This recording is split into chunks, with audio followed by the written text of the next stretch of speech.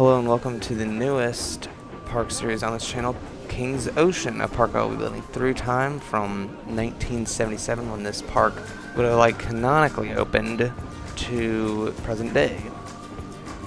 It's based off the Kings parks in the US, Kings Dominion and Kings Island, and other Taft parks such as Carowinds, California's Great America, and Canada's Wonderland. Now, as you see, this park is not really complete to where it would be ready for opening yet, but because I haven't uploaded in 3 weeks, sorry, my internet's been very spotty, I haven't been able to build this park to look presentable for this first episode. I promise it will be ready for episode 2. Especially with how empty International Street is. There will be a lot of buildings here once it is ready. And many other things will be built for this park by episode 2. Now I'm just going through all the areas. This is supposed to be the kiddie area, sort of like what is currently Planet Snoopy at Kings Island. This is the log flume set in the area of the park that's sort of themed to a lumber mill, sort of. And the park sits in front of this giant ravine. All it has now is just this skyride called Ravine Lift. Yes, very creative name, I know. That just brings you to the other side of it for sort of a viewing area. This area I'm going through here is sort of inspired by Coney Mall at Kings Island, but that's all besides the point, because today we're going to be focusing on this ride here. The staple of the frontier area, the Arrow Mine Train. I centered this area around this mountain and this coast specifically because I wanted to call this mountain Mount Copper, and the town to be called Copperton, I think. So yeah, time for the first time lapse of this coaster build. So starting this off, I wanted to start by building the transfer track, just to get it done so I didn't have to do it later. Also wanted the lift to sort of flow with the mountain. Some of the coaster will be on top of the mountain, some of it will be toward the bottom of it, just to have that nice terrain feature. I love terrain coasters. That's why I decided to build this park terrainy, or terrain focused is what you call it. I'm trying not to have any major sharp elements here, but still make it thrilling, because Arrow Mine Trains weren't that crazy, especially in the late 70s when this would have been built. Another task that I've had with building this is making sure not everything's taken too slowly, so it doesn't valley at all, of course, because it's not always going to be sunshine and rainbows. It's probably going to be windy sometimes, or even rainy sometimes, so you always got to factor that in so it doesn't just valley in weather that isn't desirable. And we're already building the second lift for this ride. This second half is going to be a little more thrilling, sort of like a grand finale to this mine train coaster. What I started off with was trying to do something where it hugged the hillside at the bottom, but I quickly found out that it was too forceful at the bottom of the hill. So I eventually reprofiled it to go up and then have a high turn, as shown here.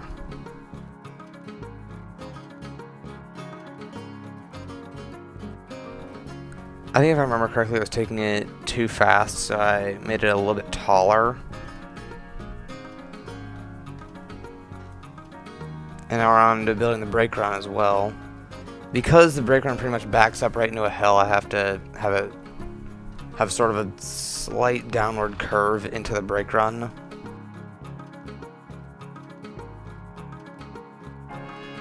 Which you can now see me starting to build this turn into the final brake run here. Took a couple attempts to get it perfectly angled.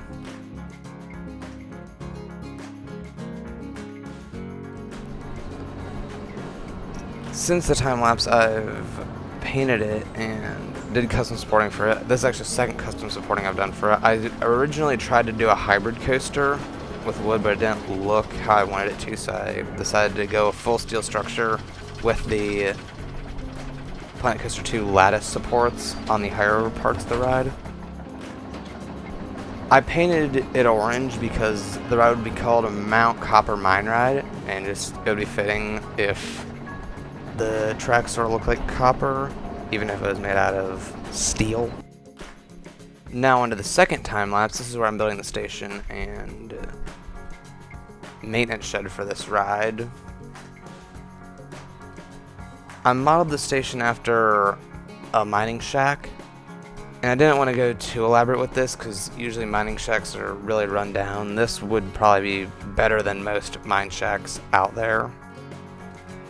Now that I'm just building this here, if I'm correct, it took me, I want to say, probably somewhere around 18 hours to get this whole thing done. Of course, that was with multiple breaks, and it took over multiple days, but the time-lapse portions are only about 3 to 4 hours of the total build time on this. I think it took way longer than it should have for me, but that's what this is for. This whole park series is for. It's to master my craft and learn to build efficiently. Now I'm doing the lighting for this, and during this build I learned that if you stack lights on top of each other, it'll actually make the lights brighter, so that's something I will be using a lot more. Now that I've got the station fully illuminated, I'm now sort of building some supports to the bottom of it. I'm going with this sort of X pattern, and I'm just building it all the way around the station here.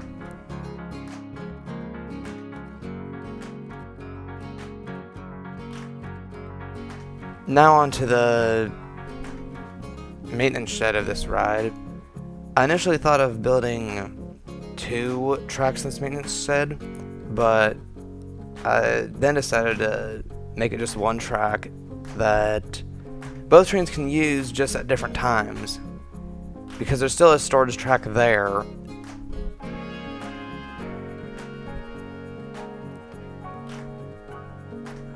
I'm now just building the scaffolding or just platform that the maintenance workers would stand on while running checks on the trains. Of course, maintaining them, that's their job. Throwing some workshop toolboxes in here. After completing the maintenance shed, I realized that there is a severe clearance problem right there.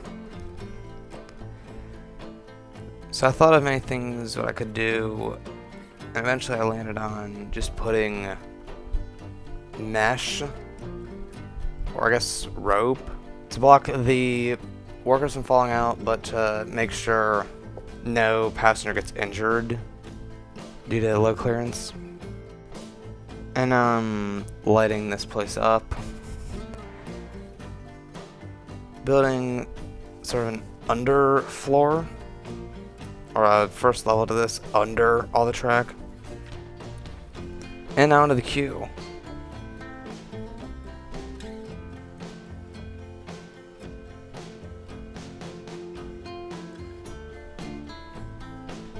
I quickly realized that there is some terrain that I had to work around with the queue. And here I'm actually building a overflow queue that will never be used. That's kind of just there for show. I'm putting the holes in the path here to show where the lanes are, so I can put the fences in the right spots.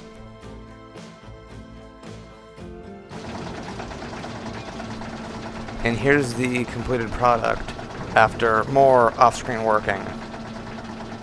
I put all the trees and vegetation in. I wanted this to sort of be photogenic with the big turnaround and the first lift hill.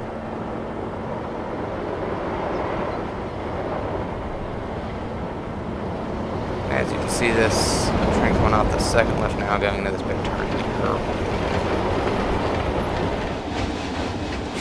Yep, there it is, Mount Copper Mine Ride.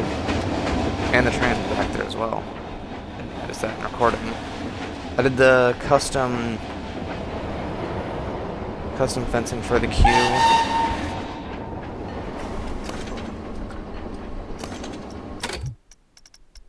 There are all the stats if you want them.